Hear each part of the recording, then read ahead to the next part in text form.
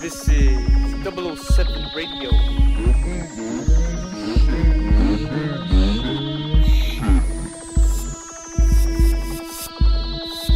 Strap yourself in, because we'll be going on a ride deep to the heart of Earth's mysteries. Alright, so I came across your work, the Sanskrit, and basically the sounds that could be used in meditation. Am I right on that? Yeah, right? I'm not sure about that. Mostly what I'm doing is working with people in their bodies in the Buddhist world, and then people with their. You cut out, I can't hear you. I mean, it's interesting. You mentioned sound in the whole, Sanskrit world. No, that's probably not me. Although I do a lot of my practice is around sound and around very, very old, Vedic music. But that is, I wouldn't know how you would know me Oh my from. god. So From maybe this is just a weird coincidence where I tried to reach out to someone and I got you instead. So I'm well, still gonna run with it. I don't know. But, we talked about the whole gazing thing, right? I mean, that's definitely me. Here, let me just get this thing away so we don't. And I got into that in a big way probably when I was around your age. That's one part of what I do. The whole other thing, I've done a lot of work with body stuff, and mostly what I'm doing with the Buddhist world is trying to help people. How to put this? Come out of this condition of frozen stillness that most everybody holds themselves in when they're doing sitting practices. That's both of those are what I'm probably known for. Now it's interesting. I've been a musician all my life, right? And in my 20s, I lived and studied with a North Indian Veena teacher for a couple of years, and believe me, that was a trip. And Can I I just don't start think. it? Because I've been recording, but I'm gonna start it right here and we're gonna jump in right away with what you're gonna talk about. Yeah, sounds good. Okay, I'm here with Will Johnson, and Will has been an artist all his life, and in his late or early 20s, he took a trip. And right now he's about to tell us about this trip. Okay, that's a good intro. I like it. I like that. I start in the world of sound and body. Frankly, and the two are very much related. And this isn't necessarily what I thought I was going to talk to you about this morning, but it's actually really really interesting. I've been a musician all my life. I played guitar in my early 20s. I went through playing kind of folk music. I was into classical guitar in university, kind of as part of the whole intellectual thing that one gets into in university. And then, I got out of university. This is the 60s. A lot is happening, right? And my ear goes much more to modal kinds of music. So I ended up living and studying with a North Indian Veena teacher for a couple of years in San Francisco, actually. And he was just an extraordinary character and a very, very great. Did he travel overseas to come and live in San Francisco? Yeah, he was from Bombay, and he came over to San Francisco. He wanted to share some more of this with the West. North Indian Veena is the oldest Vedic stringed instrument. We know more instruments like the sitar, perhaps, or the sarod, and both of those are Mughal instruments that came into India just really a few hundred years ago. So the music of the Veena was that's basically where Bhakti Yoga starts. Bhakti Yoga, which is mostly thought of as the yoga of devotion, right? And people will participate in kirtan and chanting, which is very cool. It's very high, but that was never the original impulse. The original impulse for Bhakti Yoga was a yoga practice for a yogi who was using sound. And what was fascinating about the Veena, it was a very bizarre instrument. There's a long bamboo shaft. The strings are strung on top of that. How many And strings are we talking about? oh boy, there are four melodic strings and three drone strings, Okay. right? and and then there's two enormous vegetable gourds. I mean, big, Hmm. pumpkin size, bigger Most vegetable. most Indian instruments actually are made from gourds, right? Like the sitar was Yeah, originally made from that's gourds. that's correct. The sitar will be made from a gourd. The thing with the vina is both gourds are enormous, so you technically sit inside the thing. You have you have the right gourd kind of down on your right thigh, and then it's up at an angle, and the left gourd is sitting right on your left shoulder. So you're in a sense right inside the sound chambers. And this original music was designed to open people through these sounds, and certainly the North Indian music, well, all the Indian music was designed to actually open the body through sound. So it's very interesting, Jeremy. So I hung out with this guy for a couple of years, and now look, I don't play that instrument anymore, but I still play a lot of music. The guitar music that I play is, I tune like this North Indian stringed instrument, so I can play all those scales. But this is a whole other, other interview, really. And I do some recording of that. My son, who looks to be probably about your age, is he has a recording studio in Vancouver. So he's a musician. I go over there and do stuff with him. But that music, it wasn't really even designed to be performed. It was a yoga practice to open the energy of the body. These have And been used around the world pervasively, not just in India. India, of course, is one of the best at these kind of practices, but we can look at Pythagoras with his one string monochord, and he would sit there for hours plucking the string and just resonating with the octave that would come out and try to discern what is it connected to. Is this the octave of Mercury, maybe? And he'd sit there. yeah, exactly. Well, sound is very magical, and look, we live in this extraordinary age. Music used to be a sublime rarity, Mm-hmm. right? And now we And have now it, you just it's press it play. is it is ubiquitous. It is everywhere, right? And I almost see a whole new, well, definitely a whole new consciousness developing, through the music and also through dance. Because the music that everybody's listening to on the planet is music that that makes you want to move, right? So this has been incredible, and it's been incredible watching that frankly happen in my in my lifetime. But Before your I eyes. well, yeah, literally. And I can't honestly say that it was because of the fact that I'm a musician and got into this music that is very, very much about toning the body, tuning the body, and frankly, experiencing body as this unified field of shimmery tactile sensations. Really, really stimulating the feeling presence, right?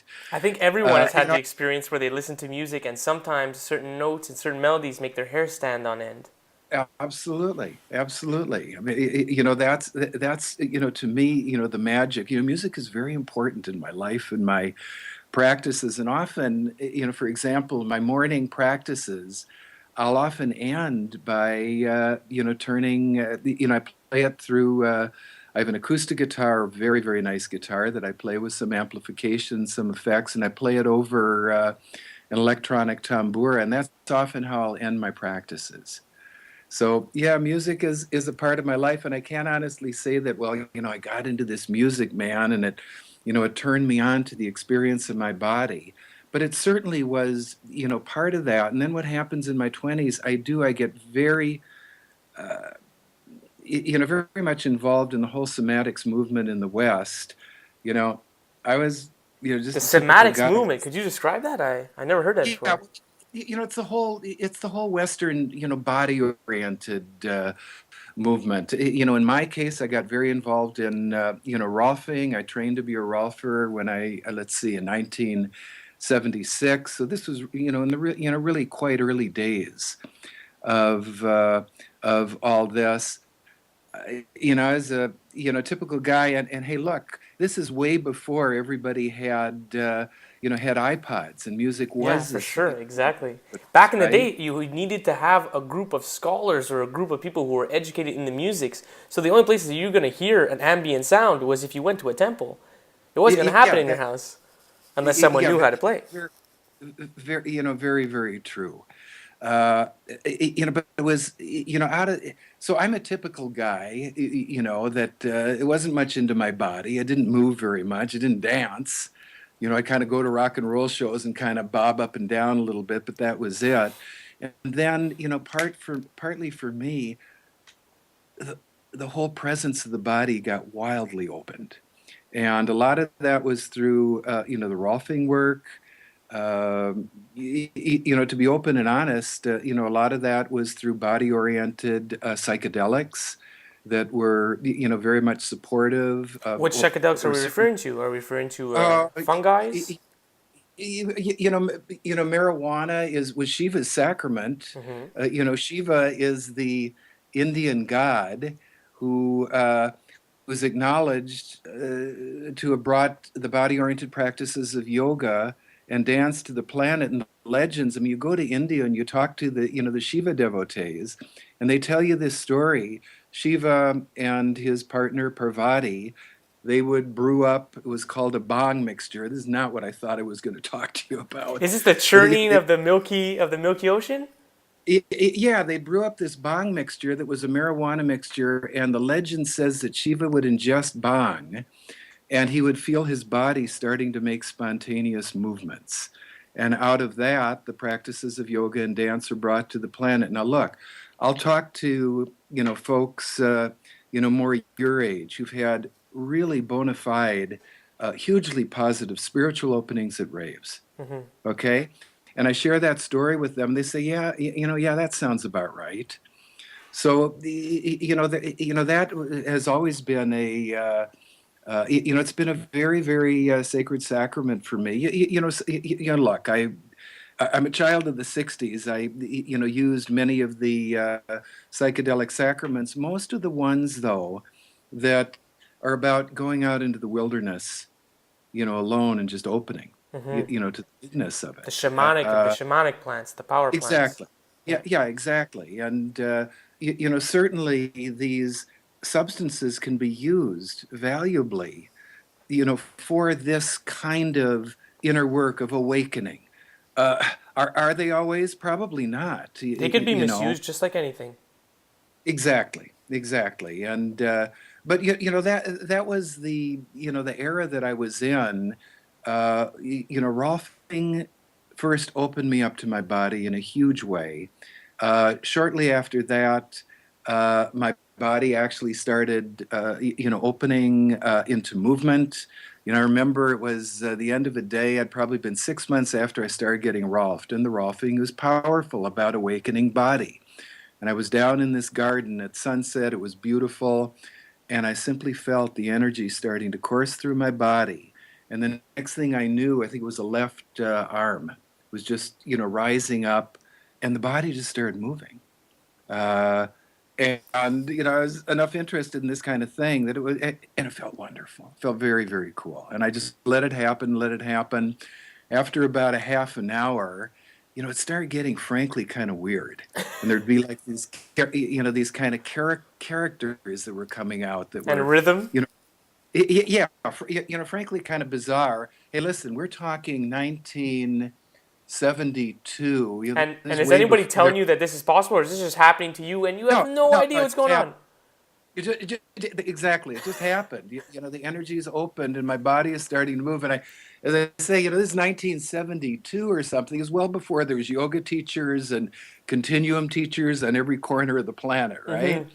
But uh, I let it happen when it started getting, very, very strong. My mind came back in. I said, "Hey, wait a minute, Will.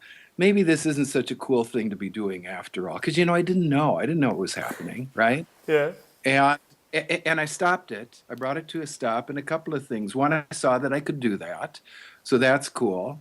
And the other was, as soon as I brought the motions to a stop, Hmm. I experienced how horribly painful that was, and it was just ridiculous not to keep yielding to that. So, that's been a major, opening through my body. And of course, bodies move best to music. And this is So what we that, wanted to talk about, was that nowadays you think of Buddhism and you think of the still statue of Buddha, when realistically you don't have to be a statue.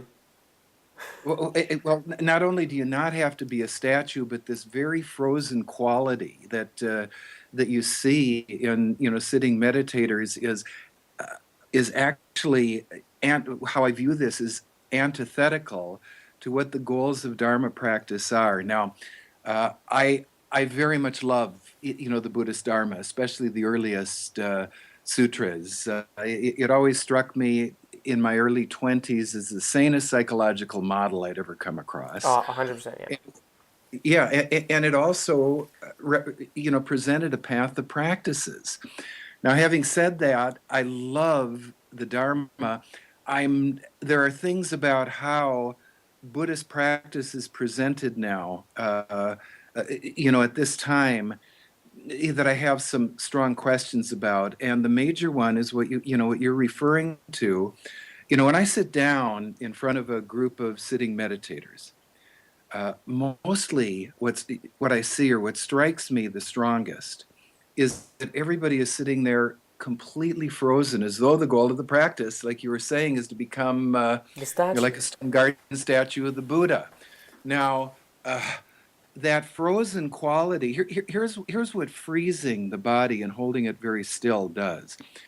It either creates too much sensation in the body that we experience as chronic pain, Hmm. or it creates numbness in the body that it's like a blanketing covering over the literally sensational presence of the body, the sensations, the tactile feelings. It totally numbs those out. And then what it also does is that it encourages and it fuels the internal monologue of the mind, which at the very level of mind, the Dharma practice is wanting to help us dissolve, or to actually Free from make bondage. exactly. And so you've got that going. What that frozen quality then also does is completely freezes the breath, so Hmm. that we breathe with, we get in enough oxygen to stay alive. But the quality of breath in Western culture, within what I call the quality of consciousness that passes as normal in the world at large, it's normal. There's nothing wrong with it. It's just very, very incomplete.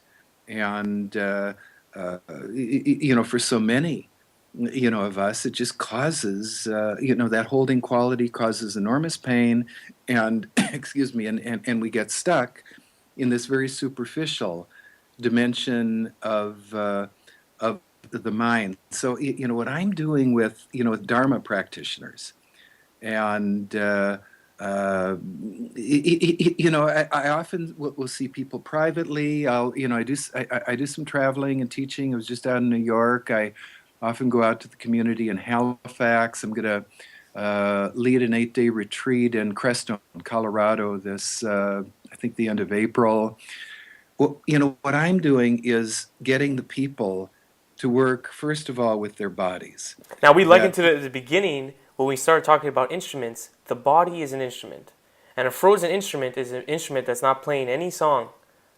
I mean, that's very beautiful. Frozen is frozen, and in a sense, what we're wanting to do is tune the body. I mean, to continue with your image there, to tune the body so that vibrationally, it becomes very beautiful. And here's what I'm getting at very specifically. On and here's something that you can do. Just hold a right hand out in front of you with your palm up, okay? Okay, and just start feeling what's going on in the palm. So what do you feel? Energy at the tip of the fingers, mostly in Okay. the this middle and in the Yeah. palm. The palm, And there's a and when swirl. you yeah, when you say energy or a swirl, be even more specific, or try to find words. And it's tricky. There's You don't have the there's language. heat in the skin, but a Yeah. cooling sensation right above it. right? Okay, and then what about right in the center of the palm itself? How does the palm experience itself? And, I mean, you already hit on it with the whirling, this flow It's just of vibration. structuring the matter around it. I mean, it's just Yeah, vibing. exactly. So it's vibrating. Yeah. It's swirling and vibrating with the energy that is around my hand at this moment. That's what I feel. I feel the Okay. energy here. Aha. Okay. What about right inside your hand?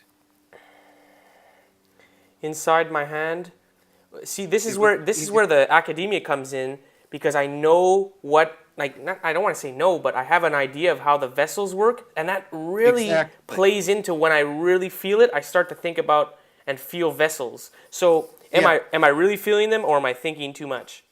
No. What you're doing is that you're putting a conceptual overlay Yeah, on your experience, and that and I where would hope there's that's vessels, using both there's hemispheres sinews. together. That's what I would truly hope it is. But Yeah. Well, okay. Look, Jeremy. Keep going deeper because inevitably, what you start feeling is my in your lungs? palm. Pardon? I feel my I lungs right didn't hear. now. Ah! Okay, stay in the hand for a second. Usually, what happens for most people, they start realizing that there are minute little pinprick blips of sensation that are Hmm. firing at almost unimaginably rapid rates of vibratory But they're frequency. swirling. But I Exactly, they're can't moving, pinpoint they're one. swirling. They're definitely not standing still, Never, right? never. So what you start realizing, okay, here's one part of the hand, and I'm very clear we're not pulling bunnies out of our hat here, right? That these sensations can be felt to exist on every part of the body down to the smallest Hmm. cell. Ordinarily, we're completely oblivious to this, again, literally sensational feeling presence of the body. So, what a lot of my work does is if we can shift and start experiencing body as this, frankly, this unified field of vibratory feeling presence, consciousness changes immediately. Yeah, and You let's know, one not of the first, forget, the cell is not any different from you or me. The cell has the respiratory system, digestive system, cardiovascular system, digestive system. He's got the exact same thing, just at a smaller scale.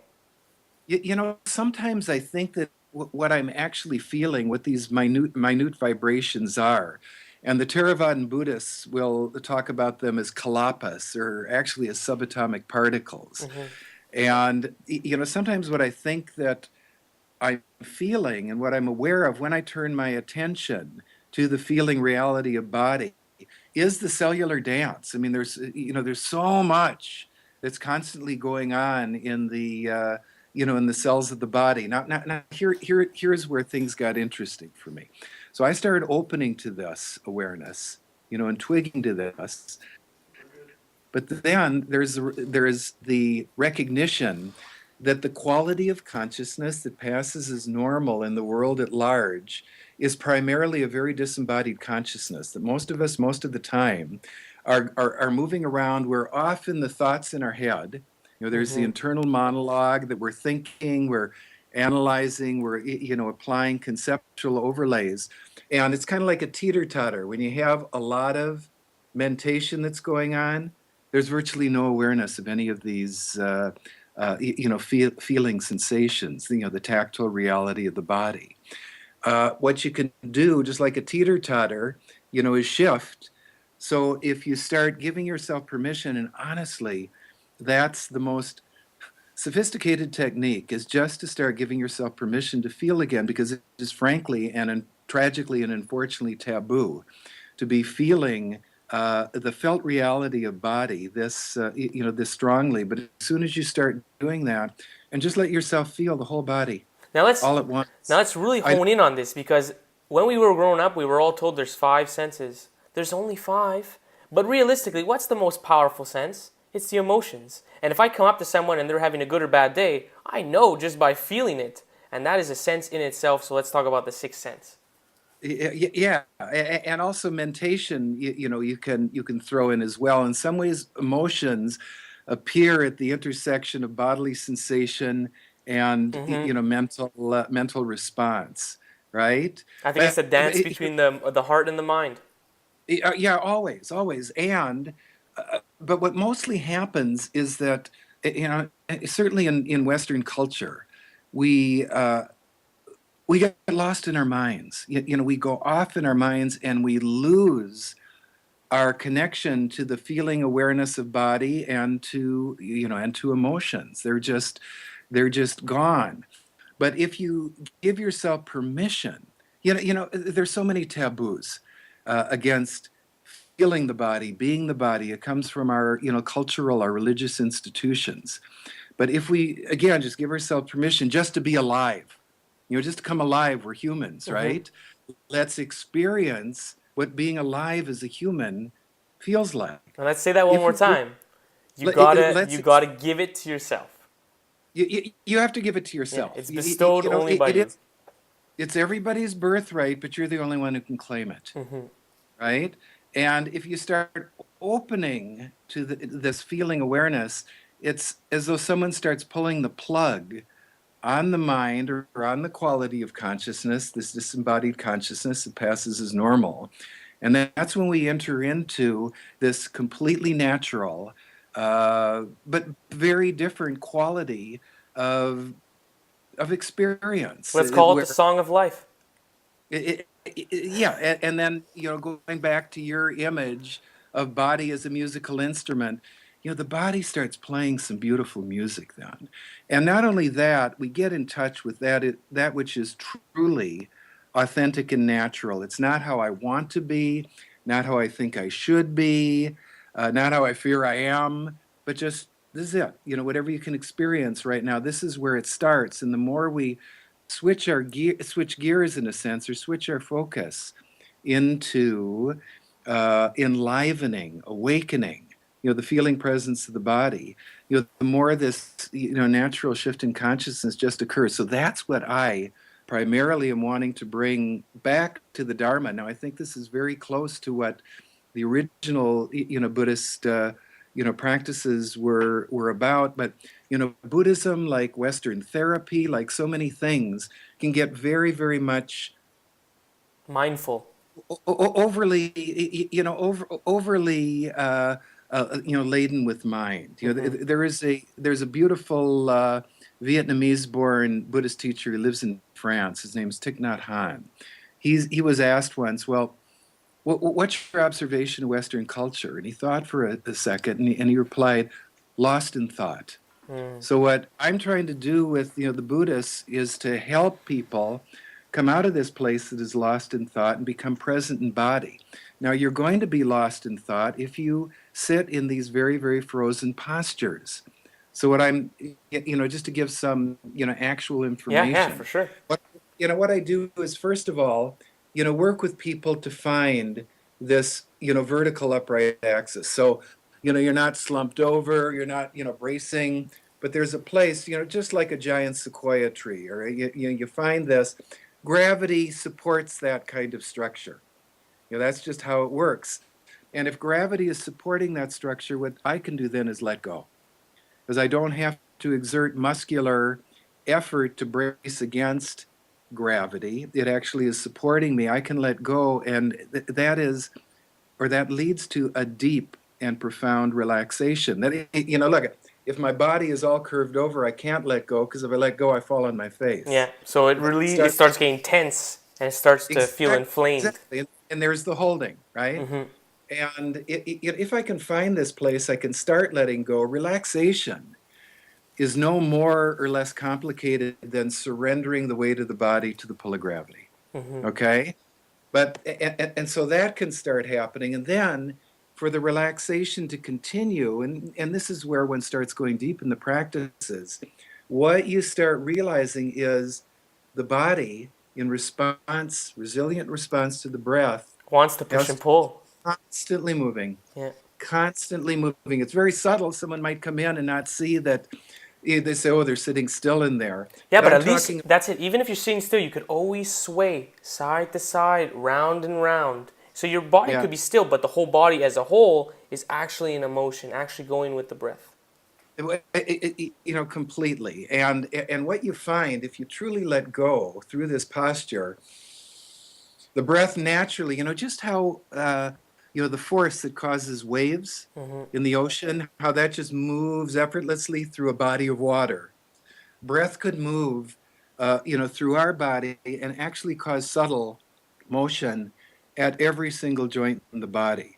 And to the degree that we're able to find this, that's when meditation becomes a joy. And now, what's interesting about this is that the culminating instructions on breathing from the earliest sutras that are ascribed to the historical Buddha, himself, the culminating, it starts with, okay, observe the breath, find it, locate it.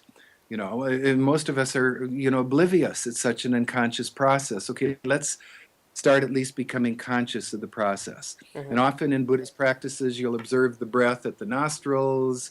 It can cause, very, very strong concentration. The teachings do not stop there, however. They talk about becoming more refined in your awareness of breath, and ultimately gets to this statement that as you breathe in through the whole body. As you breathe out through the whole body. Well, you cannot breathe in or out through the whole body unless, first of all, you feel the whole of the body. I Hmm. mean, how can you breathe through the whole body if you can't feel it? And second of all, you have to just keep letting this amoeba-like motion just keep motioning along. Pulsating. Yeah, and that's what I bring to to Dharma, practice, because then what starts happening, these layers of mind, they'll start falling away, and it's not so much that we're trying to heroically create some kind of uh, altered state of consciousness or a different condition, or I want to try to attain some kind of This is a liberation or natural something. state that we've seen around the Just world. happen. That's how the Tai Chi was invented. The Qigong. These are all from relaxing, knowing thyself, and going with it. And feeling, and all of a sudden, the body is moving, and the same thing really does need to come into Dharma practice. Now, look, to the degree that people are able to do that, we start going really deep, really, really rapidly, and it's been fun. Is I work with longtime sitting meditators, and the ones that get this, it's revelatory. And you start realizing that you talk about liberation a lot in spiritual practices. We want to liberate ourselves, and for me, I say, okay, let's just focus, let's just bring it right back down to experience, and let's work to liberate the breath Hmm. from its imprisonment in unnecessarily inert and frozen flesh. Because if I'm holding myself really still, breath will stop right at the place that I'm holding still. There's no way that it can pass And there is some through people the who will body. just breathe like that, just a little bit past the shoulders and then push it out, when realistically it should go down to the root, all the way to the It, base of the spine. yeah, all the way to the base of the spine, actually all the way to every cell of the Hmm. body. Hmm. You, Yeah. you know, and certainly all the way through every joint in the body. And this is too is what's interesting. If you keep the body in constant motion, that brings sensations out. Holding the body very still, that's what dulls them, so we don't feel this extraordinary vibratory presence. It's just a very, very natural condition, And if we look right? out at nature, name one thing that's not moving. Even a Yeah, yeah, mountain yeah, will exactly. sway, and over time, he is definitely moving back and forth. Yeah, yeah, yeah. Mountains. Probably the motion is pretty limited. I just want to pull out the most stable one of them all, Sky, a mountain. yeah, right. Skyscrapers definitely Yeah, sway. And, and that's and man-made. it's interesting. I remember, I live out in Vancouver Island. You guys are out in Montreal. Montreal. I think there was a really severe ice storm that you had a Oh, couple of years I ago. survived the '98 ice storm. Yeah. And the tragic thing about ice storms is that it freezes the limbs of the trees and they can't move, so they break, Yeah, a lot of right? trees broke. And that image, I really think can be applied to our sitting practice. I love the sitting, just playing with the sitting posture and allowing this shift to start occurring. Know that the body's hips were made to take the whole weight off and to actually rest them in there as a chalice. So when you sit down and you actually get that good posture, you can just roll around in your hips and it'll take all the weight Yeah, and there's no worries. yeah, yeah. And then take that further. Let's talk about the spine. The spine is not like a Roman column. No, There's 24, little bones with joints between every one of those bones. The joints between the vertebrae and the spine are no different from joints anywhere else in the body. They're designed to move. but there is So one after the other, after the other, after the other, after the other. Where in our exactly, arms, there's exactly. one here and then one there. There's a little more Yeah, distance. yeah. So it's just this, it could be if you're truly relaxed and aren't bracing against the force of the breath, there'd be motion that continues to move, through the spine. And if when people get that uh, in an embodied sense, it's radical for catalyzing Dharma practice. I mean, it just opens so much up, and partly for me, I look out and I see these people struggling. Good, Buddhists are such wonderful, good-hearted people, right? But I see them struggling. I see them, bracing against themselves. Bracing against allowing that which is completely natural in us just to come forth. But we've got to, undo the armoring. We have to remember that just because Buddhism said you had to silence the mind doesn't mean you had to beat him until he went quiet. This isn't. It's not the same way. When you would dance and when you would do certain practices, you're not going to think. If you went to a rave, you're going to stop thinking and you're going to Yeah, start dancing. So there's natural processes exactly. that'll lead you to the state of no mind. Yes, yes. So, being goal oriented about it is probably foolish. In the teaching that I do, I just want people to pay attention to the potential of this breath for letting go. And that's what you keep And saying over and over. Let yeah, go. yeah, Let go. let go of this breath. Okay, great, we did it. Good, but how about the next one? And the next one, and the next one, and then to just watch the process of body and mind, whereby we do tend to gravitate back towards stillness in the body and the generation of this mind stuff that has an idea of who we are and how reality is Do you constructed. think because we're staying so stiff that the mind has to embody the motion and the rhythm?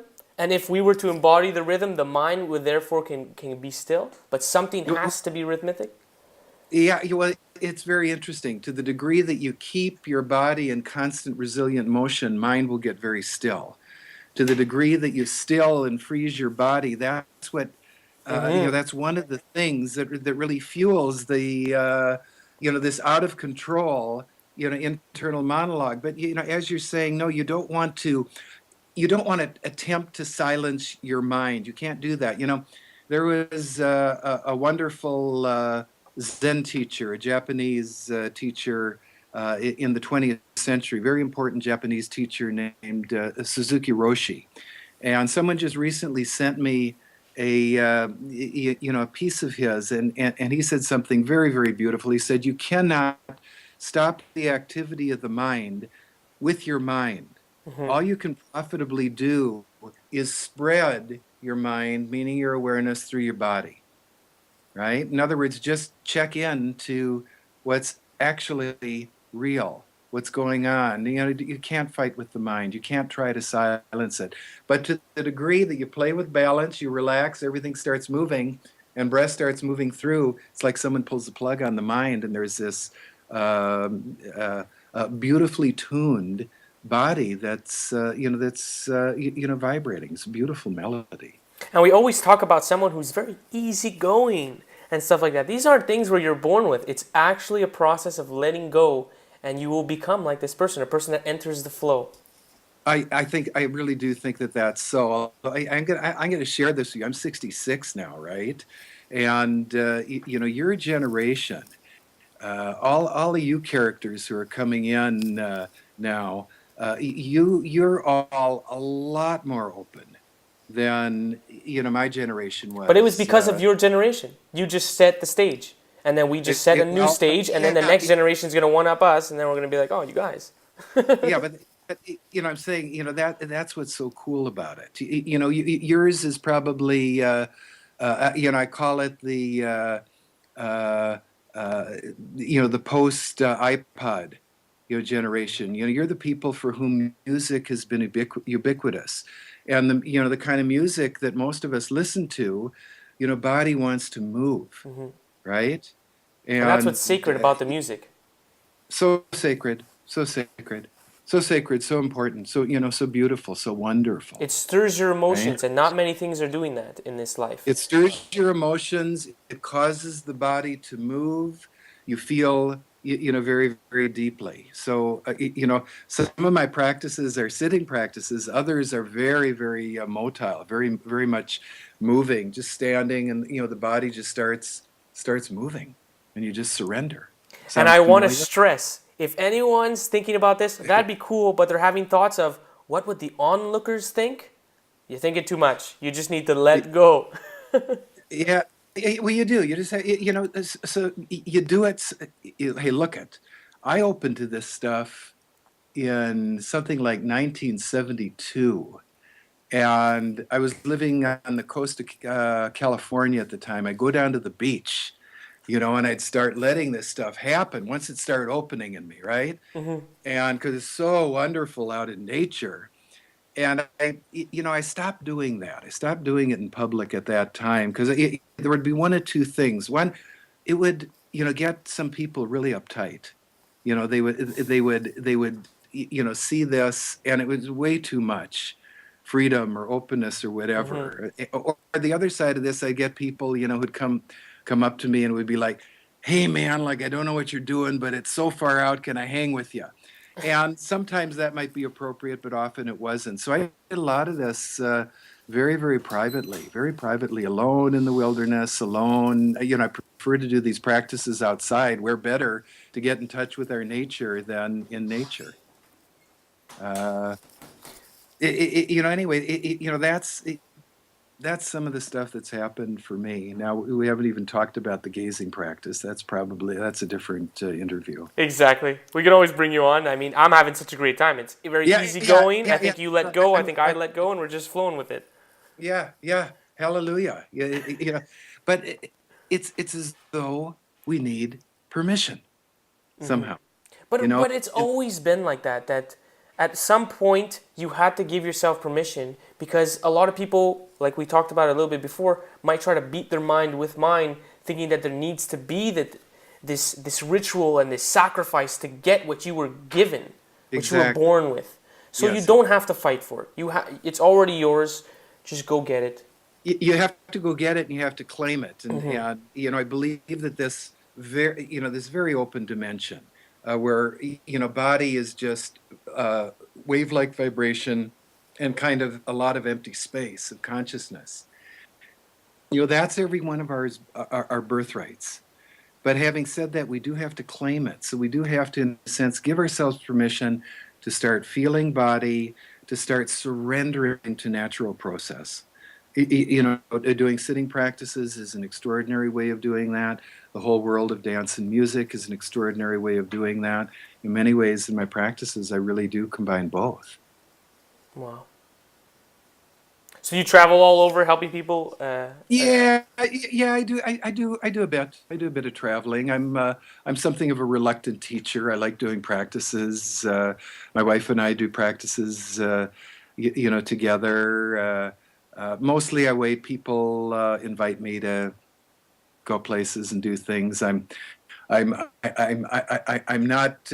I've been accused before of being rather aggressively non-self promotional. So yeah, I wait and Another word for that is humble. well, I don't know, maybe, but Aggressively non-promotional. yeah, and I, I love working, working with people. Yeah. I love sharing this stuff because it's so simple. Because people get it Hmm. like this. It's not as though we have to do years of a practice and then we're going to have an insight. You open to body, and it's like this. You start having experiences.